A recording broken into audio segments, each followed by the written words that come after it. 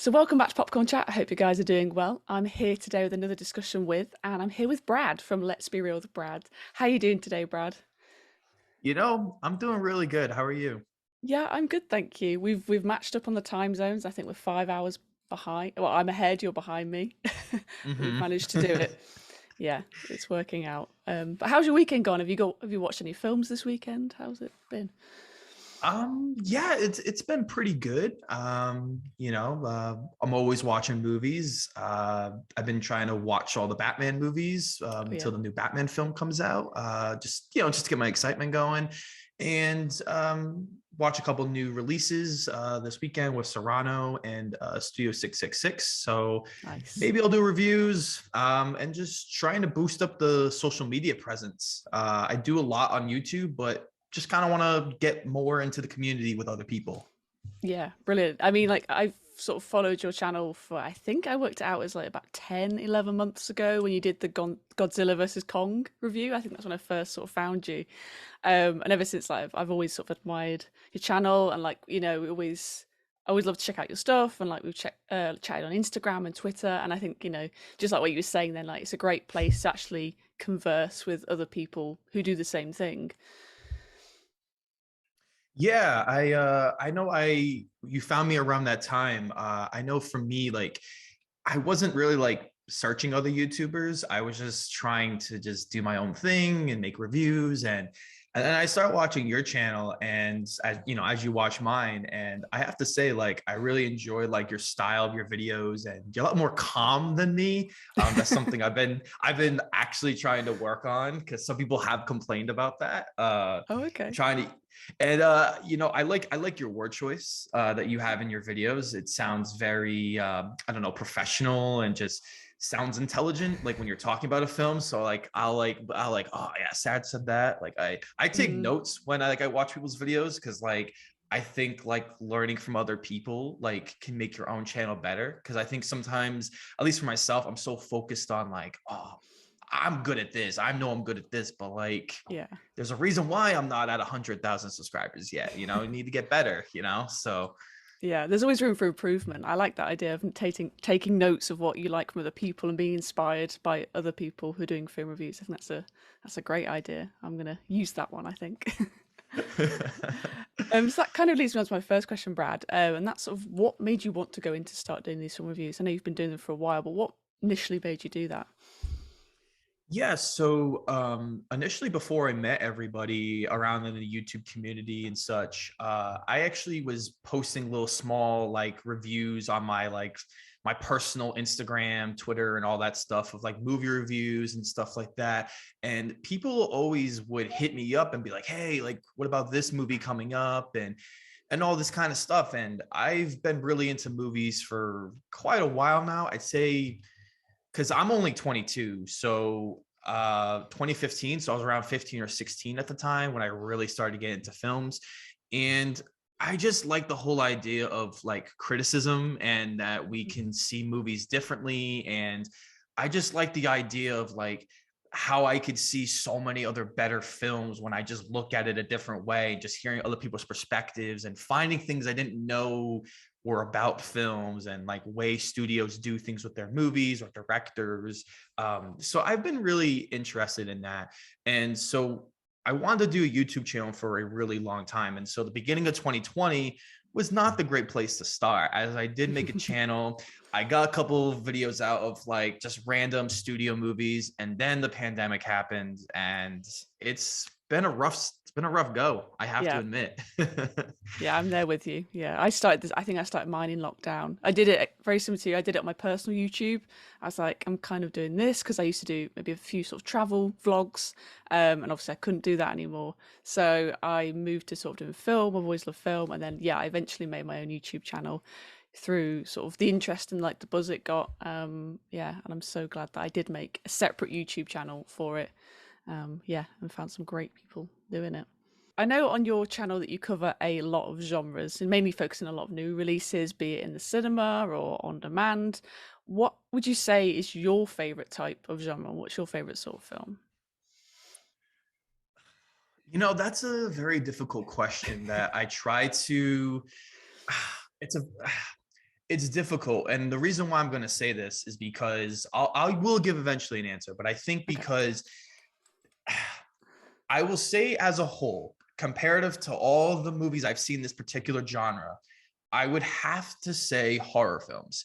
I know it's a very basic answer that a lot of people get, but for me, I really enjoy horror. I really enjoy just if I were to really break it down, it's psychological horror. I think that's Hmm. my favorite type. I like in slashers, but psychological to me is just extremely interesting, especially because I've had a lot of traumatic experiences in my own life with a lot of domestic abuse that I had a lot of therapy over. So I relate to psychological horror films on a very personal level. Hmm. And I think the way that you can able to make that is so much more scarier to me than like supernatural horror films. Yeah. But if I'm going to say the genre I like the most when it's done right is romantic comedies. Oh I wow. Okay. yeah, I genuinely love those the most when they're done right. But I do think that there are so many bad ones, there's so many Mm. cheaply made movies that when like you get one that works and it has such amazing acting or you know really good screenplay, I truly love it. I really do. I guess more drama, romance comedy, not just romantic comedy, because I think of like a lot of Adam Sandler movies or Yeah. whatever, but like something like Marriage Story or I've even seen the Before trilogy yet, and I know it's like right up my alley. I Yeah. know. So So good. there's I think like that genre is so perfect, Mhm. especially like The Worst Person in the World I watched recently. That like I that need to movie, I see was that like, still.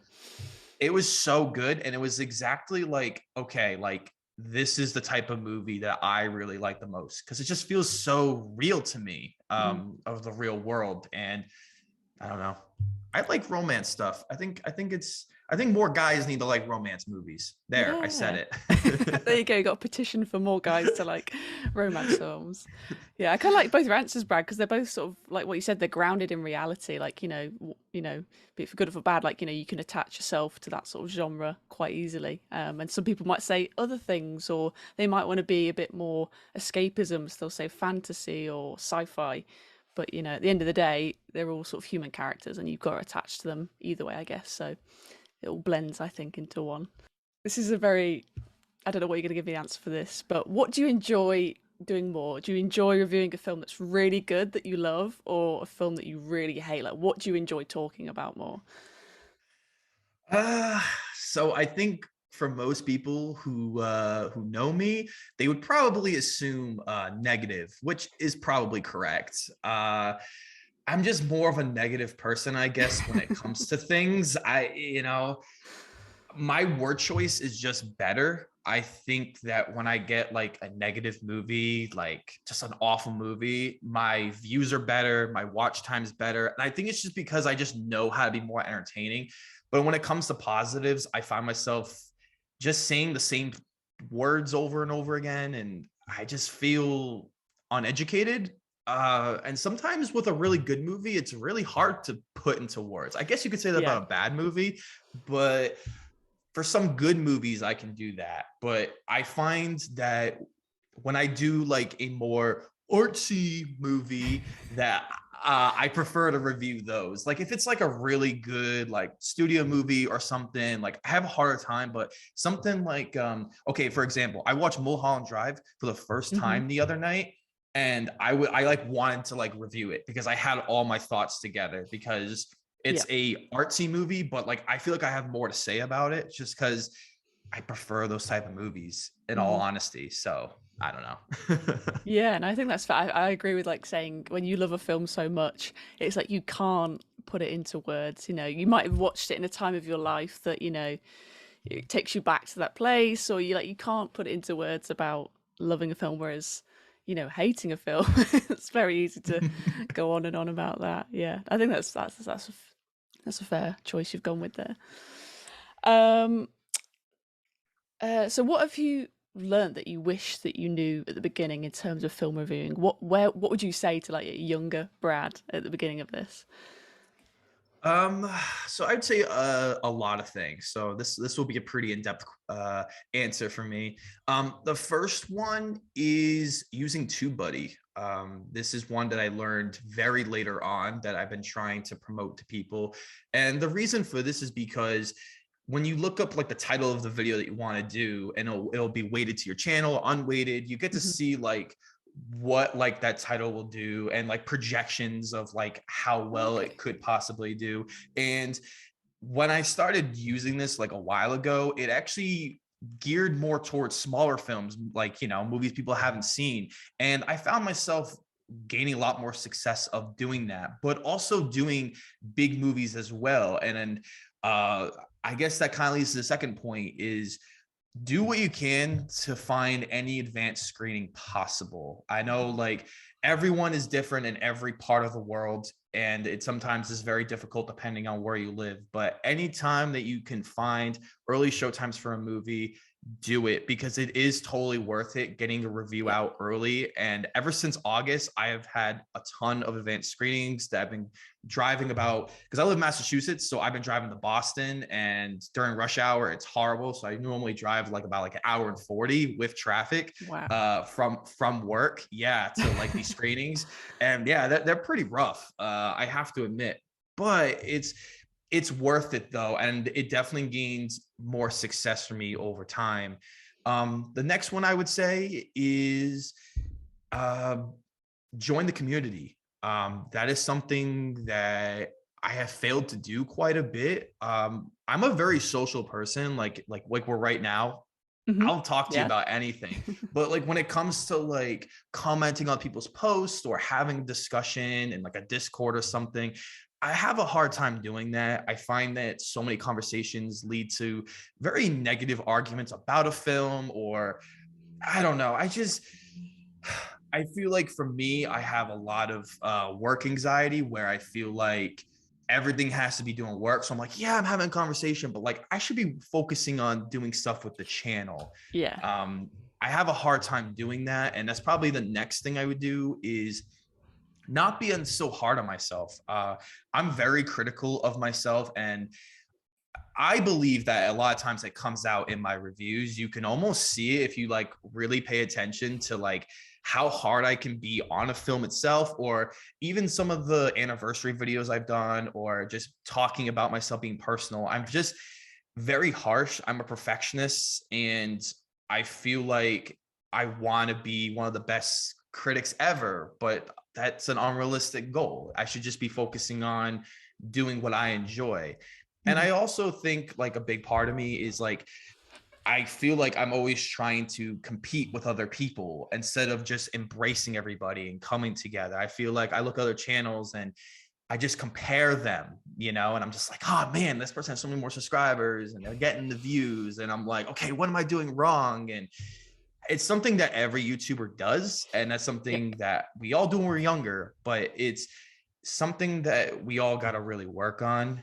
And then the last thing is probably just doing more videos in a way of having fun. Uh, I guess I'll just be open and say that these past couple months have not been fun on YouTube. I consider them like chores only because I'm burnt out and Mhm. I feel like I want to, like, I'm such a perfectionist. When I stand in front of the camera, I'll mess up 100 times just doing the intro. And I can talk over a camera. I literally had like 100 in my public speaking class in college. Like I have no problem standing in front of people. It's just I want to say the right things, and it bothers me when I don't. And I think that I need to stop being harsh on myself. And I think that's something like when I look back on this video, maybe years later, and seeing where I'm at and being like, wow, younger Brad from like year two is really not there. So, yeah. Yeah, I think that those are some great sort of tips for sort of younger self and what what you've learned along the way. I completely agree about like the community. Like I think that's a massive thing. Like especially like Twitter's a really good platform when you don't maybe you're reaching out to someone that you've seen or you say a little bit extra. Or sometimes I do like short reviews on there. or I do views on LinkedIn or Instagram, things that aren't going to get on YouTube. And if, people follow you on multiple platforms, I think it's a really helpful, handy kind of way to get you out there. And maybe someone might follow you on Twitter that doesn't follow you on YouTube yet, and then they'll subscribe. And, hopefully by, sort of spreading the word and having genuine, relationships with people online. I speak to you quite a lot, Brad. There's a couple people in America and a lot of people in the UK that I speak to. And it's a really good sort of way of chatting to like-minded people, and I think it's so important to keep that sort of community side up, be it in the review comments on YouTube or offline. I think it's a massive part about growth and just bettering yourself, like, definitely.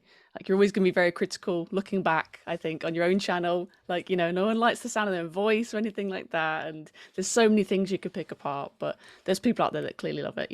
I love your channel. I always look to your channel. And I think those advanced screenings are very handy as well. When you said it, I was thinking about, because we saw Uncharted here in the UK a week before it came out in the US, and that just boosted like my video views like in 24 hours. Like, I've never had that many views in 24 hours, but because it was early access for the UK essentially. So yeah, that's definitely a really handy tip. I definitely want to get more into those sort of early screenings. I think that's going to be a really, really helpful tip for anyone sort of looking to do this as well, sort of on their journey. Yeah, so this one's a bit more of a generic question for you, Brad. But what film do you think that you've watched the most? How, like, maybe it's a comfort watch. And you think, oh, I'll put this film on again. What's your most watched? Uh, hmm, I think I'm gonna go with Toy Story 2. Ah, Uh, good. I'm a big Toy Story fan, and I've loved those movies so much, and I appreciate them more now than ever before. Like we all do when we were Hmm. younger. I don't know why it was Toy Story 2 and not Toy Story 1. I prefer I Toy Story 2. I Yeah, I agree. mean, maybe that's just what it is. I think Toy Story 2 is just so good, Yeah. and so I think I've seen that the most. I think because like when I was younger, I didn't have a lot of people show me movies, so I kind of watched a lot of the same specific ones over and over. So when I got older, I had to catch up on a lot of younger movies, and then you're trying to watch all these other like adult films, like No Country for Old Men and stuff. Like you Yeah. got to catch up on All that, those So classics that you've not watched yet. Yeah, there's so much out there. Yeah, Toy Story 2 is better than Toy Story 1. I think, I don't know if it's like the animation style, like the sort of comedy. There's just something I prefer about number 2. It's really good. Maybe it's Jessie as well. Jessie's a great character. I like Yeah, her. I do love Jesse, and what's his name? Prospector, Prospector Stinky Pete. Pete, right? Yeah. Yeah, Yeah. he's great. I just love that. I love that it always comes up on Twitter, an owl. So I've got to go to work. I've got to drive to work, and it's just straight across over the road. I love that. I follow that account too. It's so good. It's so, so good. Um, so what film would you say that you're most excited that's going to come out this year that you've not seen yet? What film are you really, like, couple of films that you're really excited for to come out? So yeah, so everyone's just gonna say the Batman. I'm actually not gonna say that as my number one. My Okay. number one actually was Killers of the Flower Moon by Martin Scorsese. Hmm. It's got Leonardo DiCaprio, De Niro, Jesse Plemons, other really good people in it too. Yeah. It's supposed to come out around November, December, Oscar season. Mm. I'm really excited for it. Scorsese is obviously one of my favorite directors, and I think that it's just going to be really good. It's really expensive too. Like it's like more expensive than The Irishman. Like Oh, really? yeah, it's $200 million. So like I have no idea what they're going to do with it. I'm really interested. I guess another movie I'm really interested is Asteroid City. It's the new Wes Anderson film, which is going to be Hmm. featuring his biggest cast yet. Yeah. I have no idea. Like, it sounds like a sci-fi movie. I would like to see Wes Anderson go into that. Yeah, I that don't would be know. cool. It sounds like a cool movie. So I'm excited for that. I'm also excited for Darren Aronofsky's The Whale. Has Brendan Fraser. I have been saying this for a while. I should probably make a tweet to have some credit, some proof that I think his performance in this is going to get him a Best Actor at the Academy Awards next year. Whoa. If you, I won't spoil the movie. Well, there's nothing to spoil, but like the premise of it. But Okay. if you just decide to look it up, it's really interesting. And it sounds like Brandon Fraser did a lot for this role. Because I don't know if I could ever do it. It seems pretty challenging. And Darren Aronofsky's been able to get Best Actor nominees out of That's people. true. So and Brendan Fraser needs to come back. He's been slowly having with the past couple films, Yeah. and yeah. And then I guess the last one I'll say is Avatar 2. Uh, I've been really excited for it. I think I actually had a conversation with a few people on like social media a couple years ago about if Avatar 2 was even be good. And I was like, oh, no, I'm telling you, it's gonna be cool. And maybe it's bad, maybe it's good, but even if it does come out this year, which I hope it does, I think James Cameron has always made like a really big, massive spectacle. Yeah. And I think he's always tried to improve on his movies like Terminator 1 to Terminator 2 and stuff like that. And so I think that he will really improve on the story here for Avatar 2. And I think it could be better, to be honest with you. I don't Hmm. know, like if spectacle wise, because Avatar was its own thing, but Yeah. yeah, I'm excited for those. Yeah, there's some good choices in there. I'm curious about Avatar too. I think because they did at the time Avatar originally was so like the technology they used was like everyone's like, wow, this is amazing. However, I thought the story was like we've heard this story 100 times in different versions, colonialism and stuff like that. So I agree. Maybe the story actually might be better in this one. The sort of the technology sort of maybe the same, but the story I think I agree it could be a lot better. So yeah, I'm curious about that. I'm going to go in quite open minded. I think for Avatar 2. I was quite upset that Mission Impossible isn't coming out this year. I was a little bit saddened by that. Yeah, Yeah. I love Mission Impossible. So I don't know. I'm really excited. I really am, but I'd rather have them take their time with it just because Tom Cruise has like been like a producer and Mm.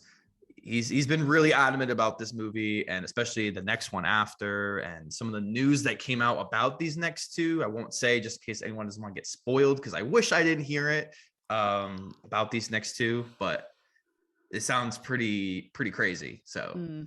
Yeah, I'm excited for that because they filmed that pretty near where I live as well. So it's even more exciting. So I'll be like, oh, I can recognize that bit. That's not really America or wherever they're trying to set it. Yeah, I like those little Easter eggs. Um, yeah, okay. This is a fun question as well. Again, Brad, trying to keep a balance of serious and light-hearted questions. But because you've come on Popcorn Chat, I infamously done a video about trying different popcorn flavors. I was curious, what's your favorite way to have popcorn? I know it's a little bit different in America. You actually have butter on your popcorn. We don't have that here in the UK. What's your favorite kind of popcorn? yeah, I'm super basic. Butter on it. You gotta just it's good. I've actually been trying different flavors of popcorn. I do think caramel popcorn is pretty good, Ooh, at least for me. Yeah, we have a whole bunch of different stuff. I know some people use like different kinds of like butters too. I don't know how good that is. I don't know. I make a really good homemade popcorn. Everyone loves it. I make it a very special way and I have it every single time I watch a movie at home. So it's my favorite snack. So it's probably why I cater towards your channel. It's like popcorn chat. Like I was originally going to make my YouTube name about something about popcorn. oh So really? yeah, Wow. so maybe I just was like, oh, popcorn. They seem to be with it. So do you do it like I don't. I'm going on stereotypes of films now. You have like that one on the stove, which is like a silver thing, or you have it in a pan and you sort of cook it, right? How do you do it? So that is like the very stereotypical American way. It kind of combines that. So it's like on a stovetop, but it's called a whirly pop. And there's like a little crank on it, and you crank it so it moves like the oil and the seeds around. So it's like Yeah, I know what even you mean. better.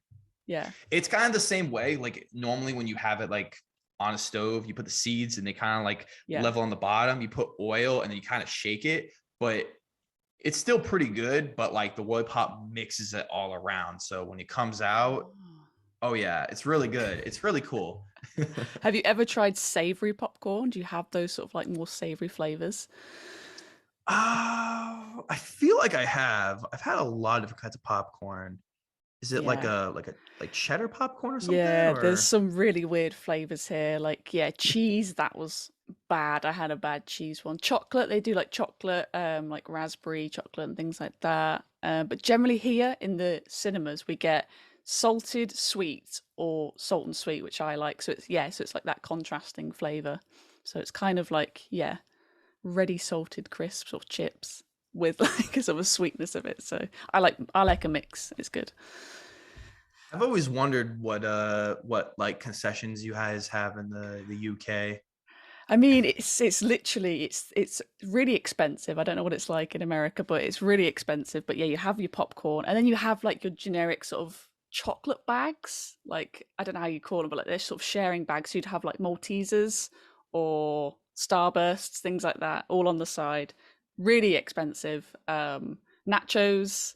Uh, what are they called? I don't know what you call them, like slushies. We have slushy machines, things like that. It's very Americanized, I would say, for here in the UK. But it's fine. It's a treat, but it's really really expensive to buy food. So we're normally allowed to take food in the UK. You can sort of take it in a bag and no one questions it. So Wow. yeah.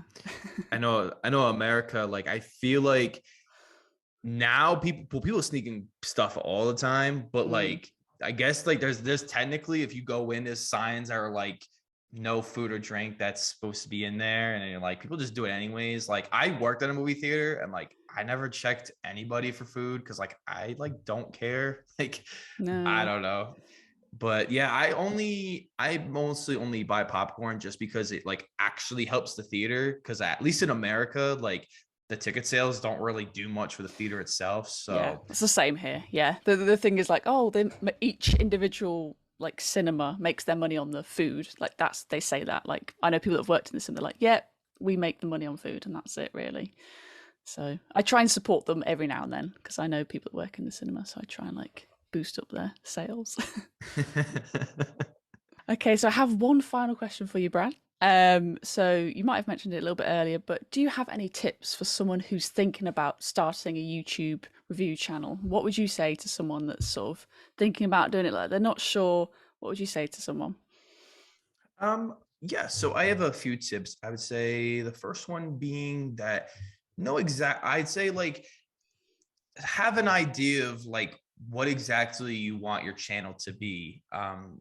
Stay really focused on that, build your audience, because there are a lot of channels that do a whole bunch of other stuff, and it could be all movie related, but like be centered exactly on what you are actually trying to be. Whether it's like you can have a mix of things. So like me, I do like movie reviews, TV reviews. Sometimes I try to do rankings or best of lists. Like keep it to where you want. But if you're going off and doing different things, then maybe if your audience likes it, then that's good. But I would just say like be experimental, try some things out, and don't be afraid to mess up.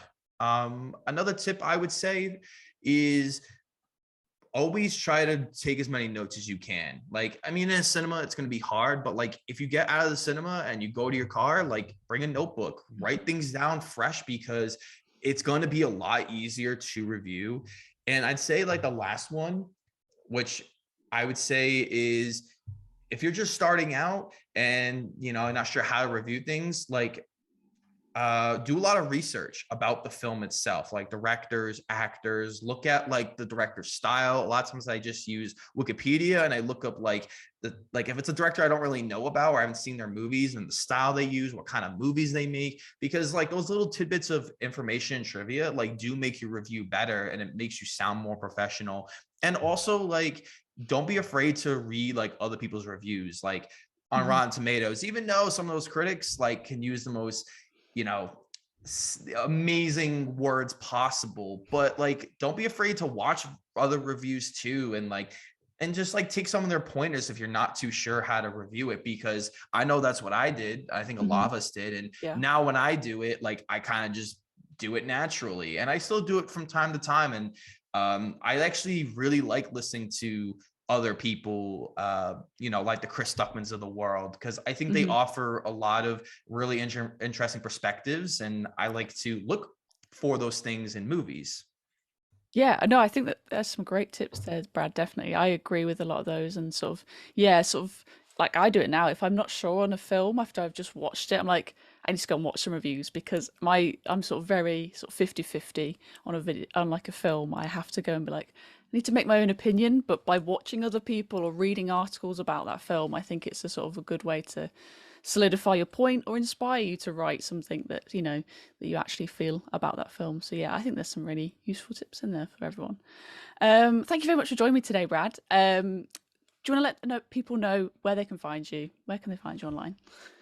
Yeah, so you guys can find me on YouTube at Let's Be Real with Brad. You can find me on Facebook, Instagram, Twitter, all under Let's Be Real with Brad or Let's Be Real B, whatever the Twitter and Instagram, Facebook algorithms allow for me to do. Character count and all this, and whoever took Yeah, Let's Be Real Brad on Twitter or something. But yeah, that's where you can find me. amazing. Thank you very much for joining me today, Brad. It was lovely having you on, and hopefully we'll have you back on the channel in the future. So thank you. Sounds fun to me.